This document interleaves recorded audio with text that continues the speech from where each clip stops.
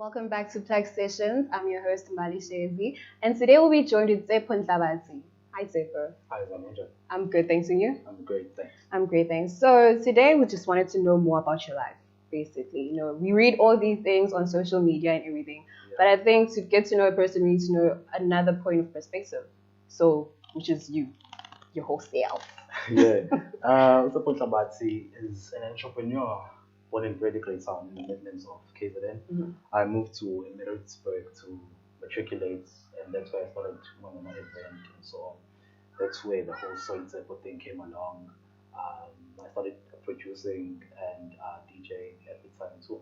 Oh, cool. So, since you came here for matric, so which high school did you go to? I went to S01 secondary. Okay. S01, yeah.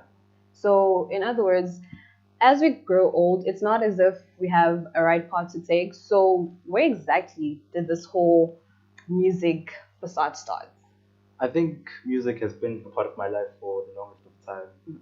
As early as 2005, I can remember being part of the school choir. Oh, so you sing a little as well. Yeah, I do sing. So, give us something. Not Little today, beats. not English, but it's okay. It's fine. It's okay. So how was it through like family wise? Trying to explain our parts to our family is quite hard. Yeah, in terms of music. Yeah. Yeah, I think black families in particular don't understand the talent. Not even. They don't understand the talent in the obviously now you want to really explore into music. Yeah. They start supporting you when it comes to money. But I was very lucky, obviously. My parents understood it's okay, this is what I want to do, but I had to compromise at the same time and also do a degree. So which degree did you pursue? It becomes supply chain. And how is that? It's been difficult. It's been difficult. It's been difficult. So did you complete? Did you? No, I'm still in the process of completing it. I'll be done next year. Oh, that's wonderful. That's Yeah. great. So in terms of support, was your family your biggest support group? Yes, my family was my biggest support group, but luckily I have good friends who are not most of the time. And we work together throughout most projects and music too. So in terms of if anything comes up, they just stay promoting and just. Yeah, definitely. Oh, that's always so on course. That's so nice. But in terms of the whole music industry, isn't there like some kind of pressure? Because it's so broad.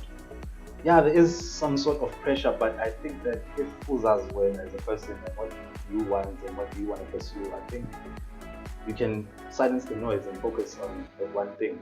But then doesn't it get to a point where you just say like, I'm starting to lose myself?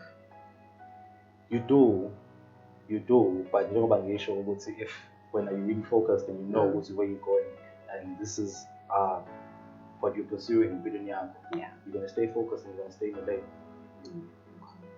But these whole industry parties, I mean, there's something gotta happen. Something gotta happen though. Yeah. So you don't get lost there. Not really. Really. Not really. I think I was raised Ngolusoko. I have qualities, values that I believe in. So I try and be able to contain myself at all times. Oh, that's beautiful. So in terms of career-wise, what projects are you actually working on right now? Right now, it's about music basically and events, and I manage my artists. So when you say events such as? I mostly do promotions for clubs. Clubs. I do my own events where I promote my own artists. Okay. You're a manager. Yes, I am a manager. So, a manager right now. Right now, the biggest thing that I'm managing right now is a company called Fountain. Oh. I have a number of artists there and they're doing quite well. So, Fountain of Youth, how did that name actually come about? Fountain of Youth, funny enough, we were drinking and it was like, you need to drink that because that's the Fountain of Youth. So it became a thing. Okay, Yeah. okay. Funny story, but thank you. So in terms of what can we say, the whole Fountain of Youth, do you actually go out for the youth, or is it just anybody? I am more focused particularly on the youth because I think there aren't many opportunities for Abani that want to come into the industry in this day and age. So I'm trying to break that boundary. I'm going to stay with the mainstream, I'm going to underground. So how do they go about contacting you or just getting to be part of the Fountain of Youth? Fountain of Youth. Yeah. You basically hit me up on social media, you send me a song, if I like it, we work together. Nice. So your social media handles are?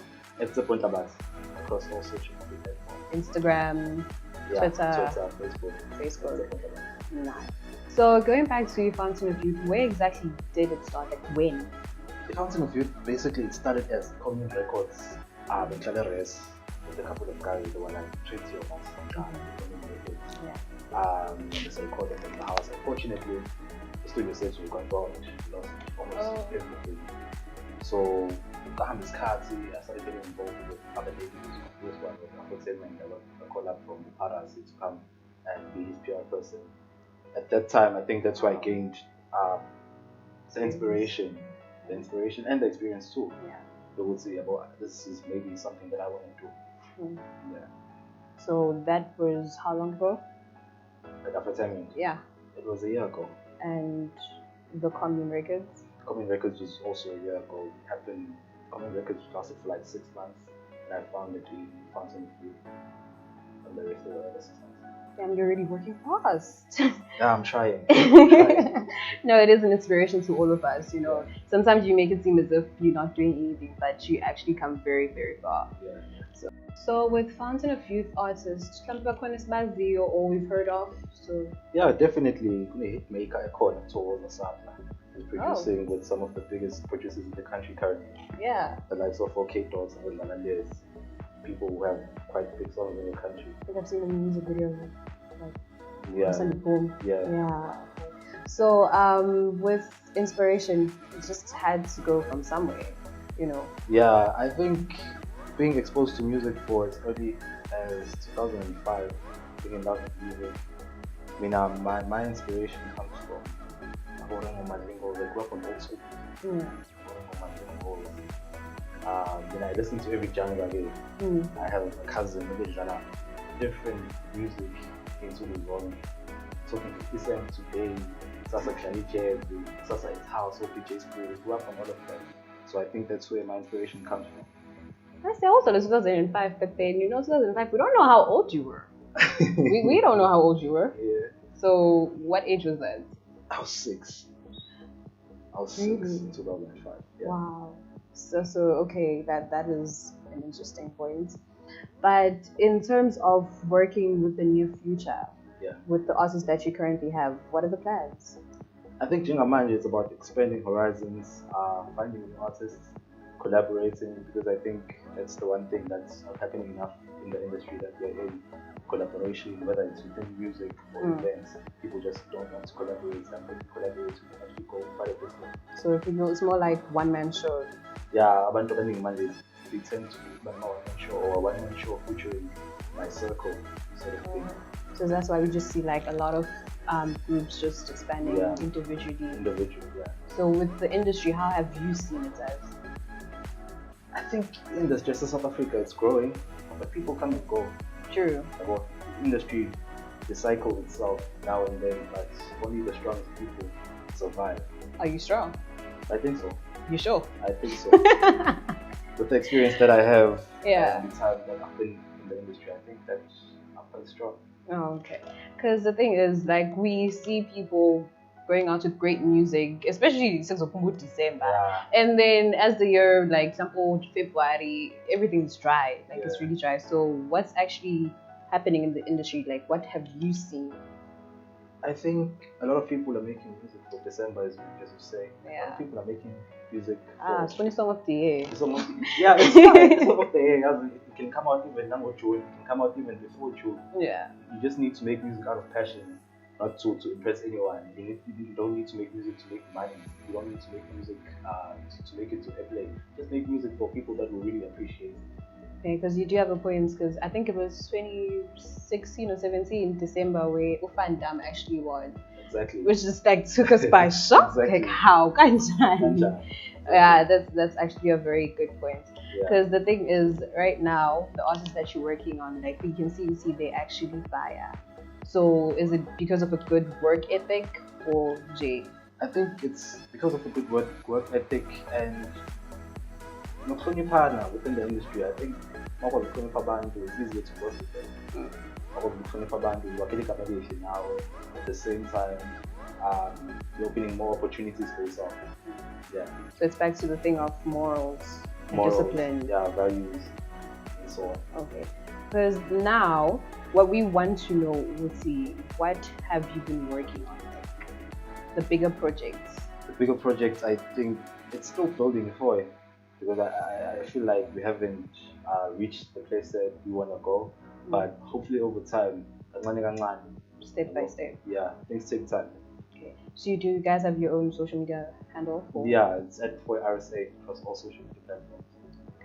So on behalf of If Youth, is there anything that you like to tell the viewers or tell us all? Yeah, definitely. I think that a lot of people are coming into the industry for the wrong reasons, and that is the reason why people get swallowed up.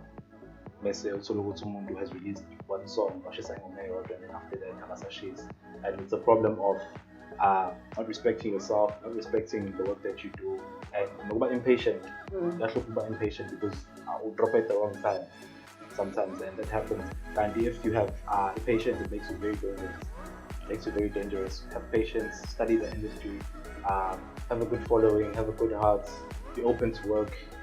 As we said, and I think the sky's the limit. Thank you so much for being our guest today on Plug Sessions. Do catch us next time and on social media platforms. I am the Plug ZA. I am your host, Shezi. See you next time.